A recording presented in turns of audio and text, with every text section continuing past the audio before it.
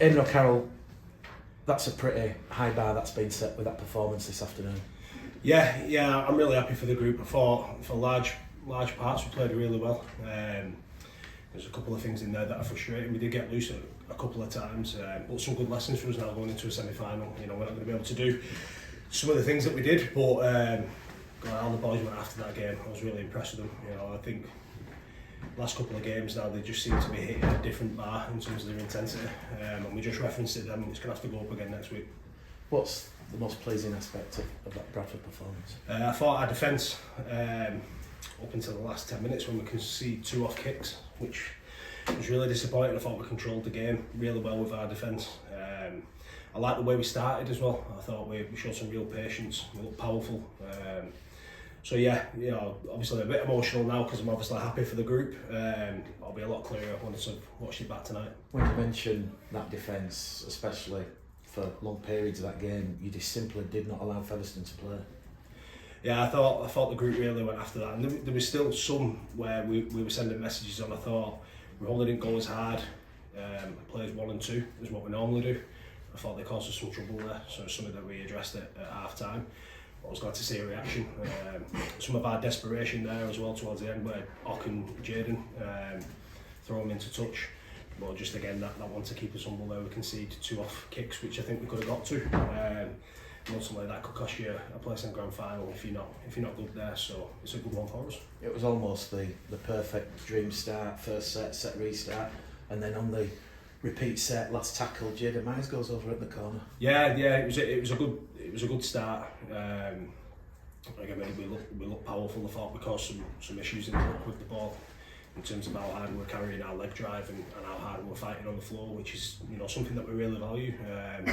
I thought our starting pack were outstanding, and then I think the bench took it to another level as well, so I'm really happy with that. How important was that performance from your starting props, your starting middles? Yeah, well, in knockout games you've got to start one. You have, and that's not like we had a good start in terms of getting some points early on, but it wasn't about that. We weren't expecting that, and I don't think it'll be like that next week.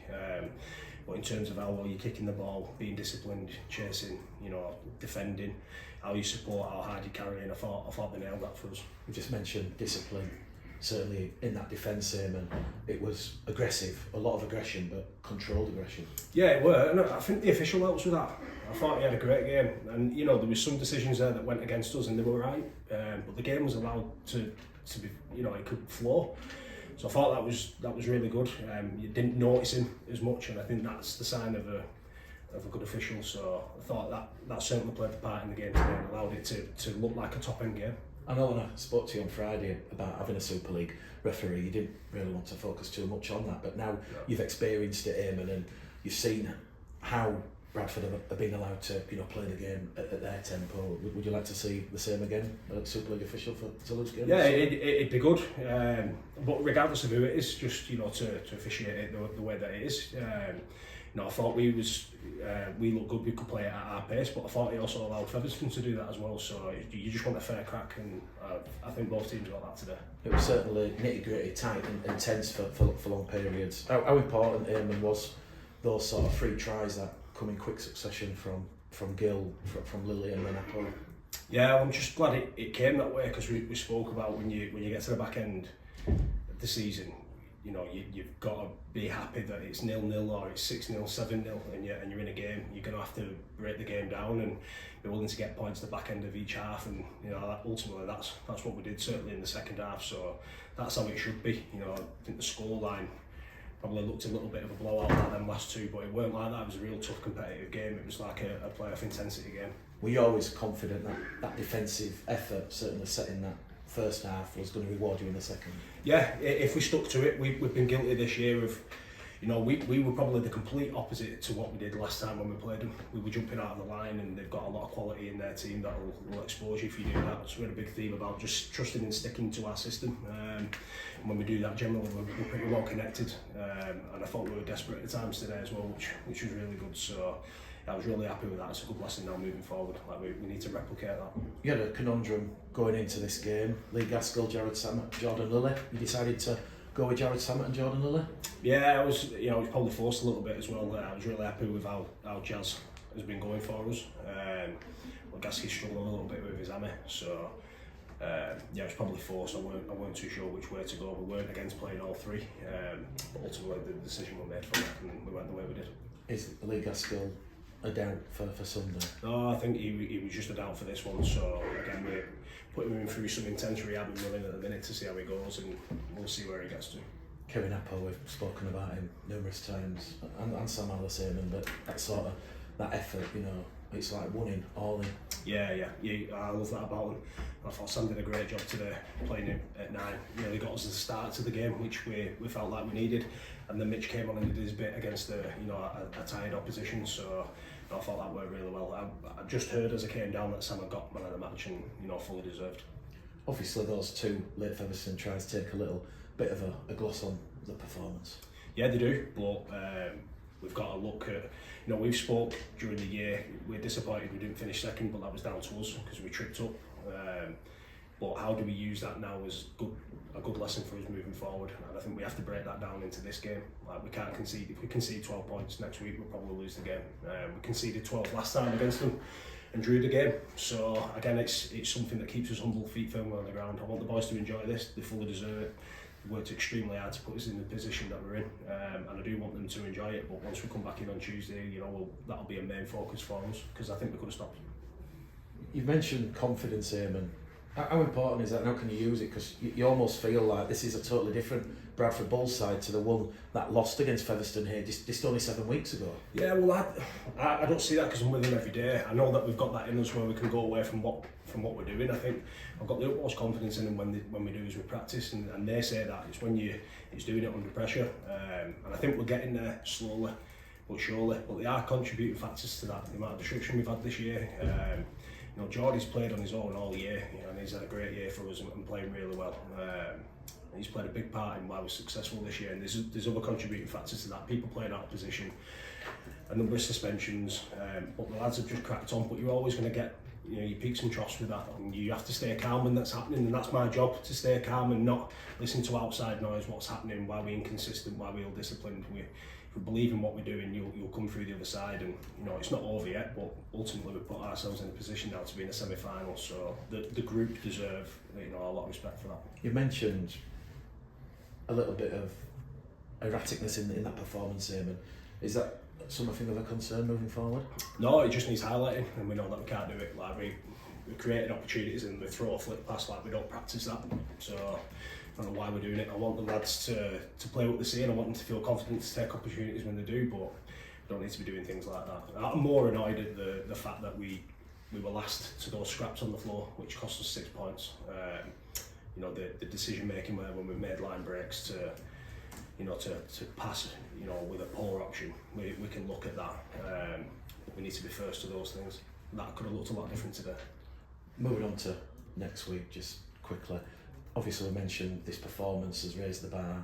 How much will the opposition raise the bar, and Bradford have to obviously go further than what they've gone today? Yeah, well, absolutely. They've gone into a week off, so they'll use that wisely. I know Silvan's really done the right thing with them there.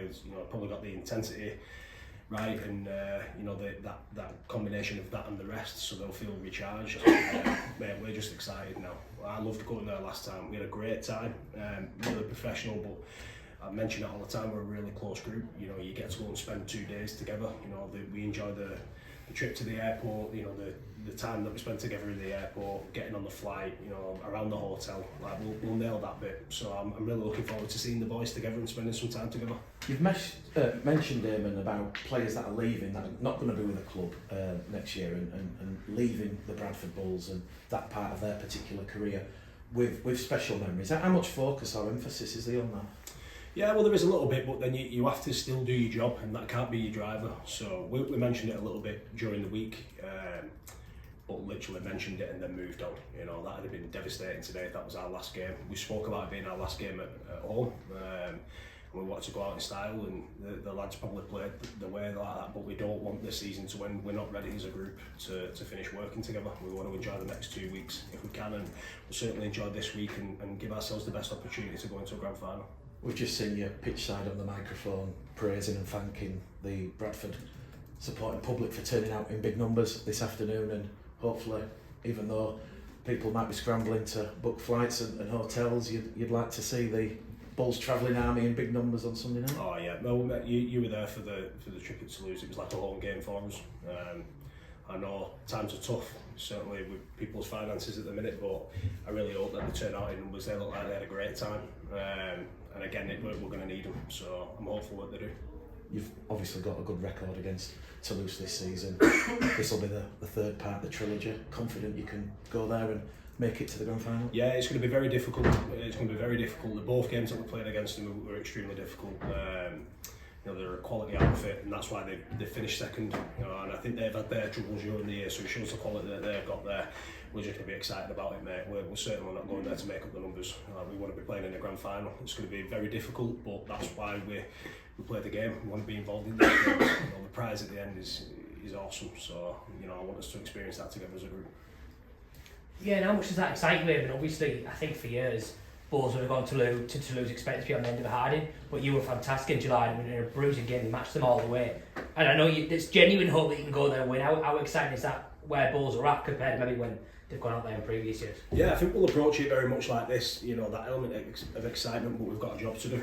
And just because we've had a game here where we beat them and then we drew away and we had a dig, that doesn't really matter now. You don't take that into these next games.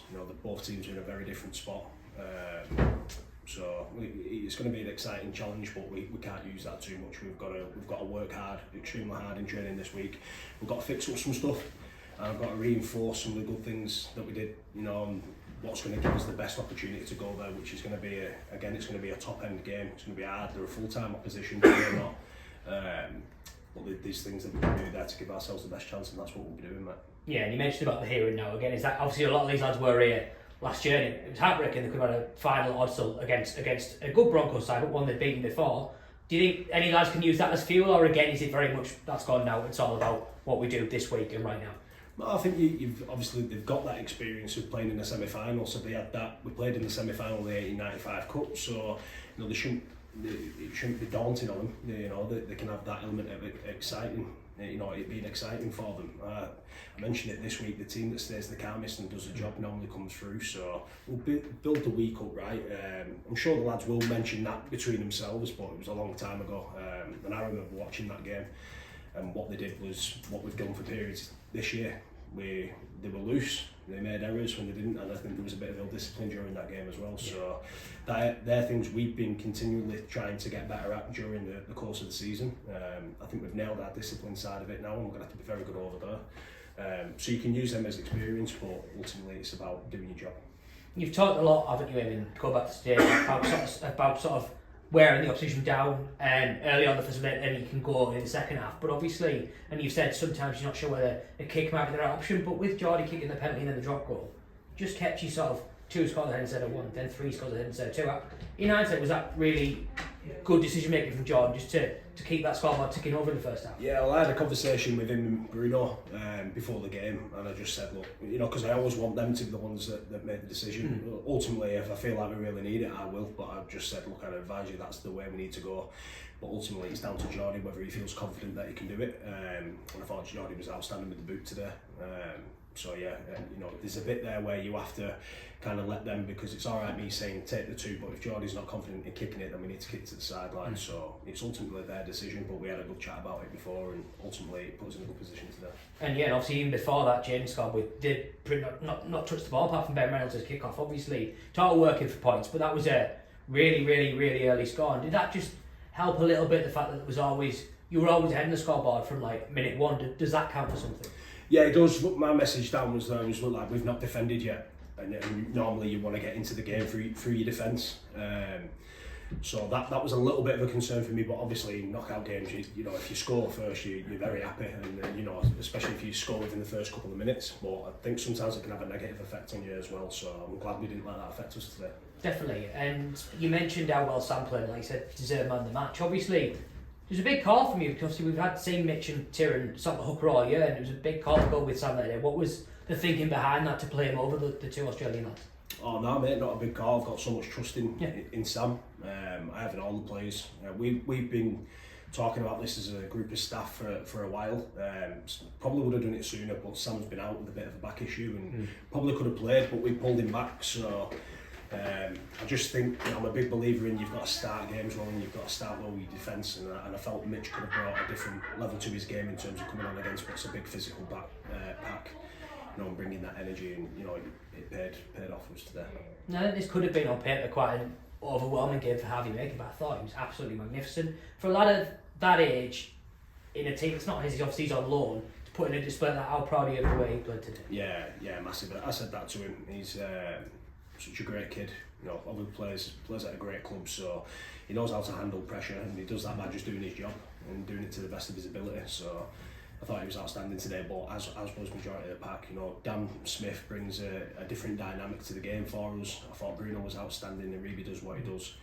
And then Eben's just getting better and better every game. I thought he really set the tone on a couple of tries. I think it was the one that Jordy scored. I thought he was fantastic. So Harvey as well. You know, I can't remember who else I might have missed there, but I thought my pack were outstanding today. And just final for me, Eamon, obviously, I know they actually live instilled in these lads, and I know they'll be disappointed with them, even though it doesn't really matter in the grand scheme of things. 25-0, 25-12, still through the semi-final, but I know they'll be disappointed with themselves. How pleased I'm sure they'll share the same view as you, and how pleased are you that you've instilled that sort of mentality into them? Yeah. Well, it's you know, I think we set the tone early as a group that we want to be a defensive orientated team. You know, I'm a big believer in that. I think it's important that we have that attitude, and I'm glad that we were disappointed the fact that we didn't put them to the sword though. But you've got to give credit to Featherstone. I thought they executed that really well.